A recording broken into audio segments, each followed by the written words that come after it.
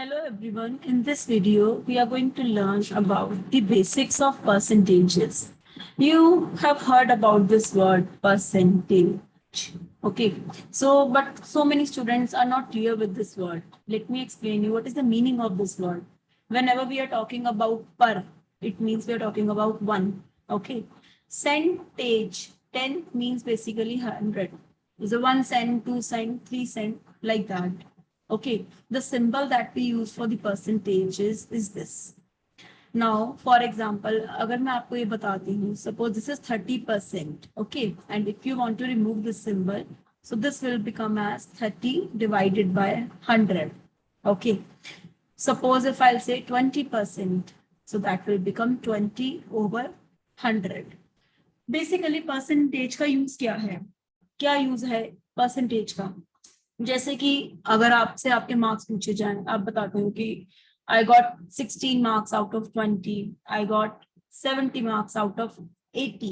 Okay, suppose एक बच्चा कहता है मेरे 16 मार्क्स आए हैं out of 20 and there is another student who said I got 70 marks out of 80. तो आप कैसे पता लगाओगे कि किसके मार्क्स ज्यादा हैं? Most of the students will say कि इसके मार्क्स ज्यादा हैं बिकॉज इसके 70 मार्क्स आए हैं. And most of the student will say maybe इसके मार्क्स ज्यादा हो बिकॉज इसके 20 में से हैं. So you are not clear कि किस में से ज्यादा है. सो बेसिकली परसेंटेज का यूज ही इसीलिए होता है कि हम दो नंबर्स को बेसिकली कंपेयर कर सके या किसी के मार्क्स किसी के बच्चे से कंपेयर कर सके. जैसे अगर हम डिफरेंट स्कूल्स की बात करें तो किसी के मार्क्स तो 500 में से होते हैं, किसी के मार्क्स 700 में से होते हैं, तो किसी के मार्क्स 600 में से होते हैं. तो बेसिकली इस वेरिएबल्स को इस नंबर्स को अलग अलग करने के लिए ही हम परसेंटेजेस का यूज करते हैं. अब परसेंटेजेस निकलती कैसे हैं? So first will learn that कि परसेंटेजेस हम निकालते कैसे हैं. As I have already told you कि परसेंटेज का मतलब होता है divided by 100 divided by 100. Okay, एक छोटे से क्वेश्चन देती हूँ मैं आपको. सपोज अगर मैं बोलूँ you have to find 20% of 700, तो कैसे निकलेगा? ओके, तो जैसा कि मैंने लिखा 20%, 20 का मतलब होगा 20 परसेंटेज हम रिमूव करेंगे, denominator will become 100.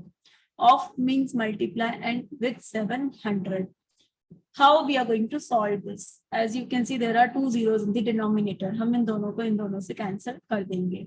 Now in the numerator 20 is left, so 20 multiplied by 7, that will become 140.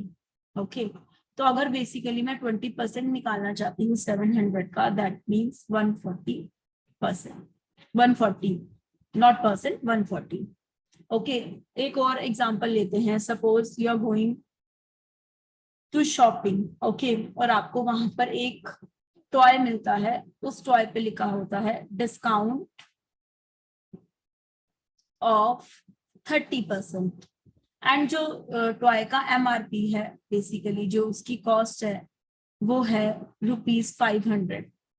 30% का अब आपको डिस्काउंट मिला है. इट मीन्स वो 30% का नहीं है, डिस्काउंट मिला है. So first we are going to find 30% of 500. 500 का 30% कैसे निकालेंगे? So 30 upon 100, okay, will multiply with 500. 500 से मल्टीप्लाई किया, ये 2 जीरो से ये 2 जीरो कट जाएंगे, will be getting 150. So it means toy 150 rupees का नहीं है, we are getting discount of 150 rupees. Right, 150 rupees का हमें डिस्काउंट मिला है. सो 500 में से अगर मैं 150 माइनस करती हूँ तो मुझे क्या मिलेगा? 053. सो बेसिकली जो टॉय की कॉस्ट है वो कितने की हो गई? 350 रुपीज की हो गई. राइट, इससे आपको थोड़ा बहुत कॉन्सेप्ट क्लियर हुआ होगा कि परसेंटेज निकालते कैसे हैं. अब मैं आपको 2 क्वेश्चंस देती हूँ. Now you will tell me कि परसेंटेज क्या आएगी उन नंबर्स की. Okay, suppose I am writing here